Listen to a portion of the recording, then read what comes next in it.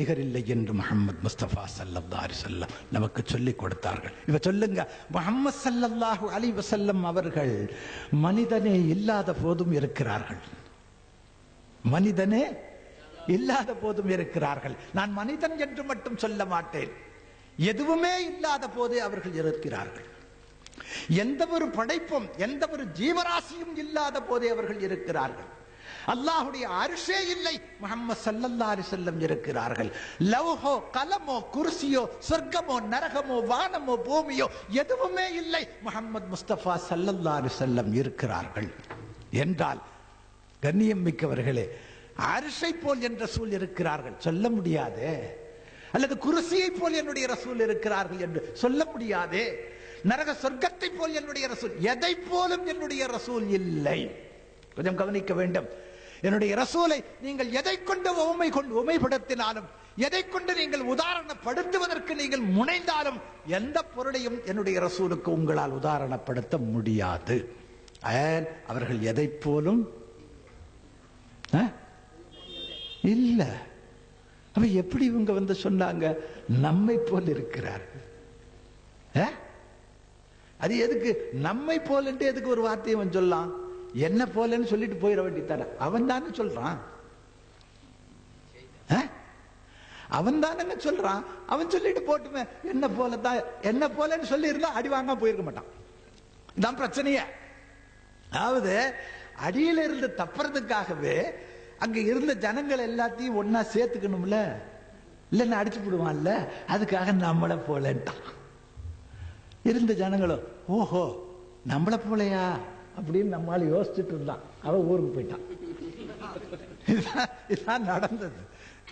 நம்மளை போலையான்னு நம்ம ஆளு உட்காந்து யோசனை பண்ணிட்டு இருந்தான் பாருங்க. அந்த ஆளு பேசி முடிச்சுட்டு ஊருக்கு போயிட்டான்.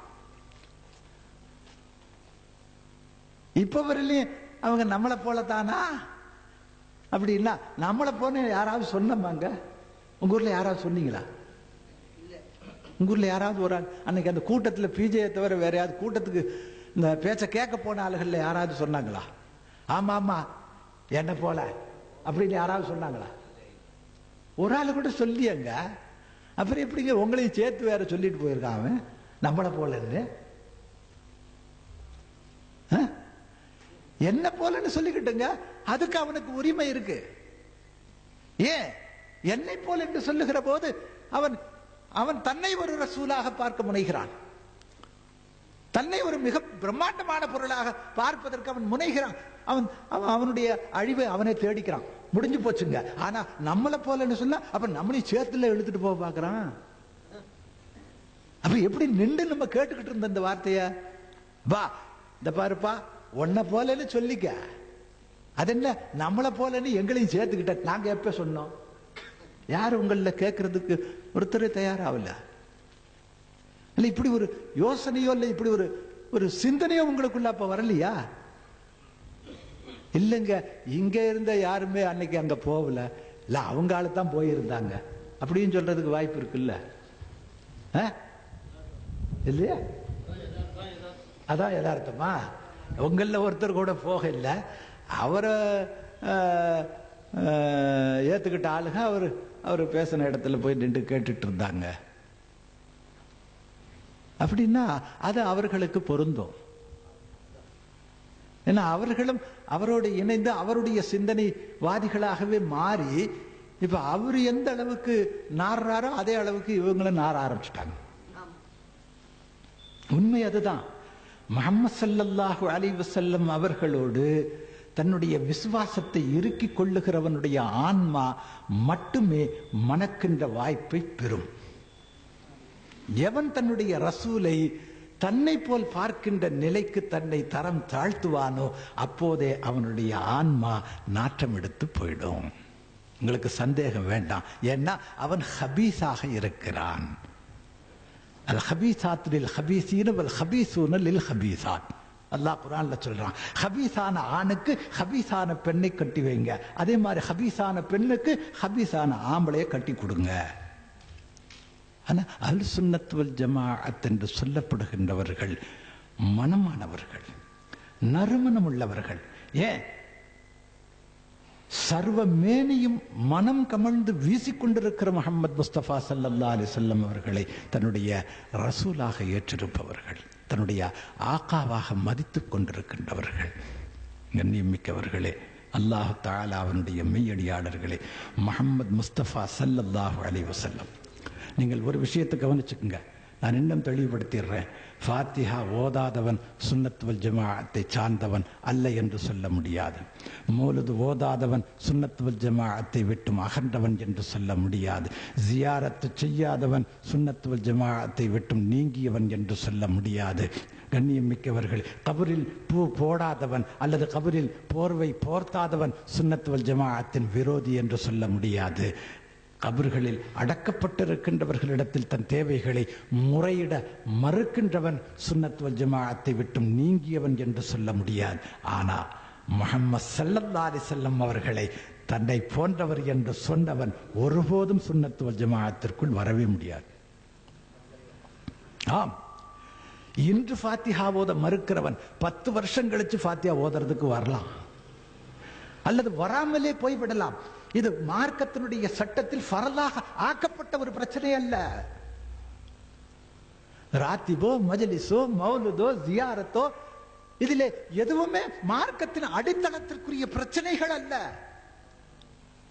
தமிழ்நாட்டுக்குள்ள மௌலுது ஓதிட்டு இருக்கிறாங்க, தமிழ்நாட்டுக்குள்ள ஃபாத்தியா ஓதிட்டு இருக்காங்க, தமிழ்நாட்டுக்குள்ள ராத்திபு நடத்தி. ஆனா வட இந்திய பகுதிகளுக்குள் நீங்கள் சென்று பார்ப்பீர்களே, ஆனால் அங்க ஃபாத்தியாவே பார்க்க முடியாது, மௌலுது பார்க்க முடியாது, எதுவுமே பார்க்க முடியாது.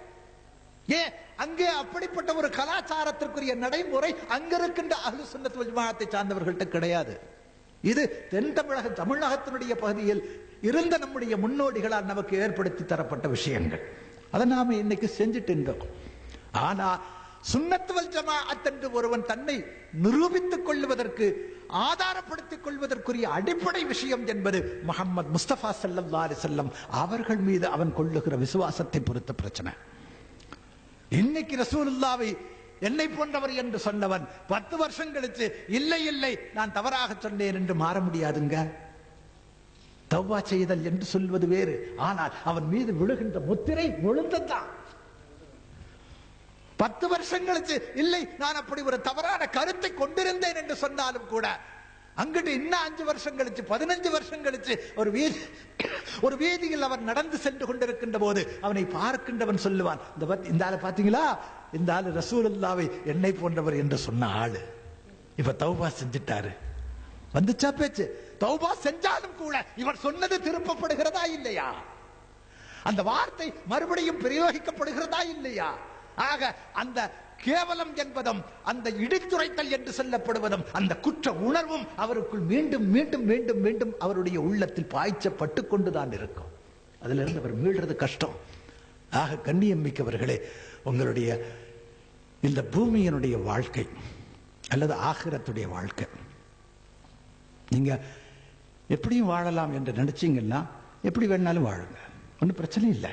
இங்க யாரும் உங்களை எந்த சுன்னத் வல் ஜமாஅத்துடைய ஆலிம் சாவும் உங்க கையை பிடிச்சி இழக்க போறதே கிடையாது. யாரும் உங்களை தடுக்க மாட்டாங்க. நீங்கள் இஷ்டப்பட்ட ஒரு வாழ்க்கையை வாழுவதற்காகத்தான் இந்த பூமிக்கு நீங்க அனுப்பப்பட்டிருக்கிறீங்க. அதனால நீங்க எப்படி இஷ்டப்படுறீங்களோ அப்படி வாழலாம். ஆனால் அல்லாஹ்வும் ரசூலையும் ஏற்றதற்கு பிறகு உங்களுடைய வாழ்க்கை அவங்களுடைய இஷ்டப்படி மாறணும்.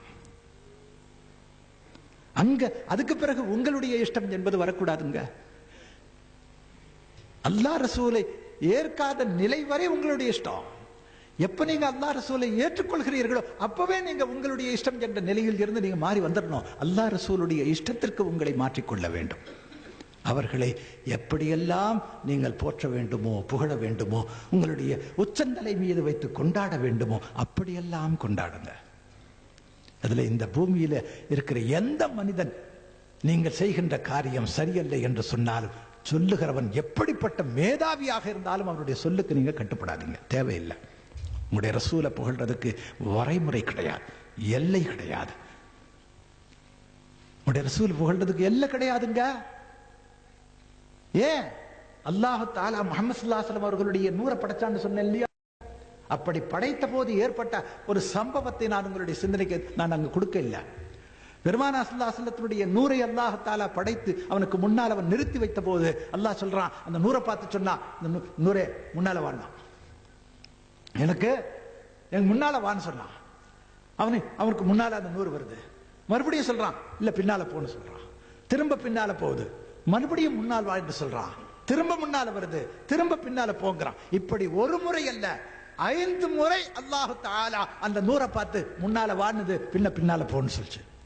5 முறையும் ஏன் என்னை முன்னால் கூப்பிடுகிறாய், பிறகு ஏன் பின்னால போ சொல்ற, ஒரு கேள்வி கூட அந்த நூறு அவனை பார்த்து கேட்கல. வான்னு சொன்னா வருது, போன போதும். அதனுடைய அந்த பணிவு இருக்கு பாருங்க, வழிபடுதல் இருக்கு பாருங்க. அந்த வழிபாட்டை கவனித்த அல்லாஹ் அந்த நூறின் மீது கொண்ட சந்தோஷத்தில் அந்த நூரை பார்த்து கேட்கிறான், உனக்கு என்ன வேணும் கேளுன்னா. நான் கேட்கிறான், இந்த நூரை பார்த்து கேட்கிறான், உனக்கு என்ன வேணும் கேள் தர்றேன்னு சொன்னா. அப்ப அந்த நூறு என்ன சொல்லிச்சு தெரியுமா? அந்த தாளமுமாயுரே, எனக்கு என்ன வேண்டும் என்பதை நீ தெரிஞ்சிருக்குல்ல. எனக்கென்று ஒரு தனி விருப்பம் எங்க இருக்கு? எனக்கென்று ஒரு தனி ஆசை என்பது எங்க இருக்கு? உன் ஆசைதான், உன்னுடைய விருப்பம் தான் என்னுடைய விருப்பம். உன் விருப்பத்தை நிறைவேற்றுறதுக்காகத்தானே நான் வெளியே கொண்டு வரப்பட்டேன். எப்படிங்க உன் விருப்பம்? நீ உன்னை அறிகின்ற விருப்பத்தை நிறைவேற்றுவதற்காகத்தானே உன்னால் நான் வெளியே கொண்டு வரப்பட்டேன். அப்படி இருக்கும்போது எனக்கென்று ஒரு விருப்பம் வந்தா, ஒரு விருப்பம் இன்னொரு விருப்பத்தோட மோதாதா? ஆகவே எனக்கென்று எந்த விருப்பமும் இல்லை என்று சொன்ன போது இன்னும் மகிழ்ந்து போன அல்லாஹ் தஆலா அந்த தாத்துல் முத்லக் அந்த நூரை பார்த்து சொல்லுது, என்ன சொல்லுது? ஜஅல்துக ذிக்ரன் மின் ذிக்ரி என்று சொன்னது. என்ன சொல்லுது? ஜஅல்துக, உன்னை நான் வெளிப்படுத்தினேன். எப்படி வெளிப்படுத்தினேன் தெரியுமா? ذிக்ரன், நினைவாக, திக்ராக வெளிப்படுத்தின. யாருடைய நினைவாக, யாருடைய திக்ராக வெளிப்படுத்தின தெரியுமா? மில் திக்ரி, என்னுடைய திக்ராக வெளிப்படுத்தின. இப்ப சொல்லுங்க, முஹம்மது ஸல்லல்லாஹு அலைஹி வஸல்லம் அவர்களை இதைவிட விஞ்சி புகழுகின்ற ஒரு வாக்கியம் இருந்தா சொல்லிக் கொடுங்களேன். இதைவிட விஞ்சக்கூடிய ஒரு வாக்கியம் என்று பெருமானாருடைய புகழில் ஏதாவது ஒண்ணு இருந்துச்சுன்னா சொல்லிக் கொடுங்கன்னு கேட்கிறேன். இப்படி ஏதாவது இருக்கா? அல்லாஹ் சொல்றாங்க, உன்னை புகழ்றதான் என்ன புகழ்றதுன்ட்டான், உன்னை நினைப்பதுதான் என்னை நினைத்தது என்று அவன் முடிவை காட்டுகிறான் என்று சொல்லுகிற போது இதுக்கு மேல என்னங்க புகழ? அப்புறம் என்ன இந்த ஆளுக நின்றுகிட்டு ரசூலுல்லாஹ் என்னை அதிகமாக புகழாதீங்க, ஈசா அலைஹிஸ்ஸலாம் அவர்களை அவங்களுடைய சமுதாயத்துடைய மக்கள் புகழ்ந்ததை போல புகழ, என்ன பைத்தியக்கார போய் பேசுற மாதிரி பேசுங்க. யாருங்க முஹம்மது ஸல்லல்லாஹு அலைஹி வஸல்லத்தினுடைய உம்மத்தில் இருக்கின்ற எந்த மனுஷங்க, எந்த முஸ்லிம்ங்க முஹம்மது ஸல்லல்லாஹு அலைஹி வஸல்லம் அவர்களை அல்லாஹ்வுடைய குமாரன் சொன்னா, இல்ல அல்லாஹ்வுடைய மகன் சொன்னா? யாராவது சொன்னாங்களா? அப்படி ஒரு மனுஷனாவது இன்னைக்கு வரல இந்த பூமியில பிறந்திருக்கானாங்க? அப்படி புகழ முடியாதுங்க. முஹம்மது ஸல்லல்லாஹு அலைஹி வஸல்லம் அவர்களை அல்லாஹ் இடத்தில் பாதுகாப்பை தேடி இருக்கிறார்கள். யா அல்லாஹ், என்னை வணங்குகின்ற பொருளாக ஆக்கி விடாதே என்று ஆக்கி கேட்டிருக்காங்க. அதே மாதிரி என்னுடைய கபரையும் வணக்கத்திற்குரிய ஒன்றாக ஆக்கிடாதுன்னு கேட்டிருக்கிறாங்க. அப்படி கேட்டு அல்லாஹ் ஏற்றுக்கொண்டதற்கு பின்னால யார் ரசூலுல்லாஹ் அல்லாஹ்வுடைய மகன் சொல்லுவான்? இல்ல யார் ரசூலுல்லாஹ் அல்லாஹ்னு சொல்லுவான்? நீங்க 1000 தடவை சொல்லுங்க ரசூலுல்லாஹ் என்று சொன்னால் அதுக்கு என்ன அர்த்தம்? அல்லாஹ்வா? ரசூலுல்லாஹ்னா என்னங்க அர்த்தம்? அல்லாஹ்வுடைய ரசூல், அவ்வளவுதான். அல்லாஹ் ரசூலுல்லாஹ்னா அல்லாஹ்வுடைய ரசூலுங்க. அல்லாஹ்வா? அல்லாஹ்வாக முடியாதுங்க. ரசூலுல்லாஹ்னா அல்லாஹ்வுடைய ரசூல், முடிஞ்சு போச்சு. அதுக்கு மேல எங்க புகழ்றோம் சொல்லுங்க? அதுக்கு மேல எங்க நம்முடைய ரசூலை நாம் புகழ்ந்து கொண்டிருக்கிறோம்? நம்முடைய புத்திக்கு தகுந்த மாதிரி தாங்க நாம புகழ்றோம். நாம புகழ்ந்ததெல்லாம் ரொம்ப கம்மிங்க. குணங்குடி மஸ்தான் சூஃபி அப்துல் காதிர் ரஹ்மத்துல்லாஹ் அவர்கள் சொல்கிறார்கள், அவங்களுடைய பாடல்ல, கோடான கோடி மறையாலும் அறியா குணங்குடி கொண்ட கருணை வடிவே. கோடான கோடி மறை, மறை என்று சொன்னால் வேதங்கள். அவங்க சொல்றாங்க, கோடான கோடி மறையாலும் அறியா குணங்குடி கொண்ட கருணை வடிவே ஹூ லா இலாஹ இல்லல்லாஹு என்பதற்குரிய மஹமூது நபியை என்று புகழ்ந்து போயிட்டாங்க.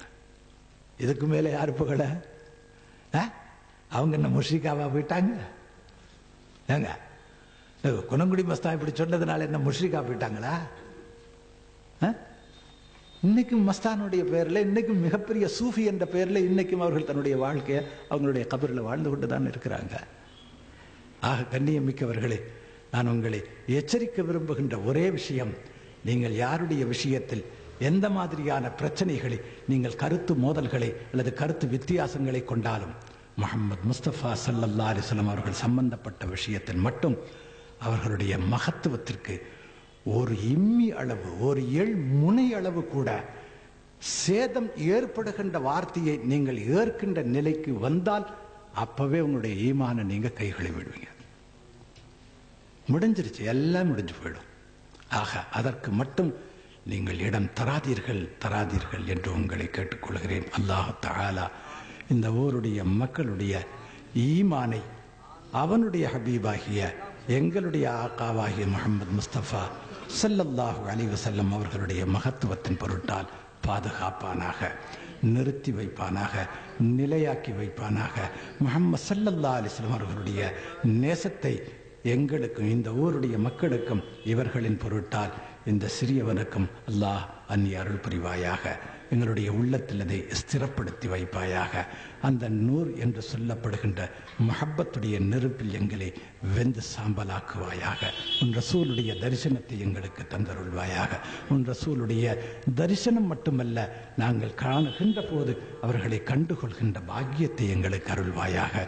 அவர்களுடைய திருக்கரத்தை பற்றி முத்தமிட்டு அவர்களுடைய பாதக்கமலத்திலே எங்களுடைய சென்னியை வைத்து நாங்கள் அவர்களை போற்றுகின்ற பாக்கியத்தை எங்களுக்கு அருள் புரிவாயாக. எல்லாவற்றுக்கும் மேலாக யா அல்லாஹ், உன் ஹபீபை கொண்டு எங்களுடைய மார்க்கத்தை நிலைநிறுத்தினாய், எங்களுடைய வாழ்க்கையை நிலைநிறுத்தினாய், எங்களுடைய உலகத்தை நிலைநிறுத்தினாய், எங்களுடைய ஆகிரத்தை நிலைநிறுத்தினாய். உன் ஹபீபை கொண்டே இவை எல்லாவற்றையும் எங்களுடைய விஷயத்தில் நீ நிலைநிறுத்தி வைப்பாயாக. வமா அலைனா இல்லல் பலாக் வாஹிர் தஅவானா அனில் ஹம்துலில்லாஹி ரப்பில் ஆலமீன். இத்தனை நேரம் அமைதி காத்து பனி ஜாஸ்தி பெய்தா இந்த பார்த்தீங்களா, அவர் ஒரு ஆள் போதும். அமைதி காத்து இவ்வளவு கடுமையான பணியிலும் அதை சகித்து அமைதியோடு என்னுடைய உரைக்கு நீங்கள் கொடுத்த மதிப்புக்கும் கண்ணியத்திற்கும் உங்கள் அத்தனை பேருக்கும் நன்றி கூறி உங்களிடமிருந்து விடைபெறுகிறேன். அஸ்ஸலாமு அலைக்கும் வரஹ்மத்துல்லாஹி வபரகாத்துஹு.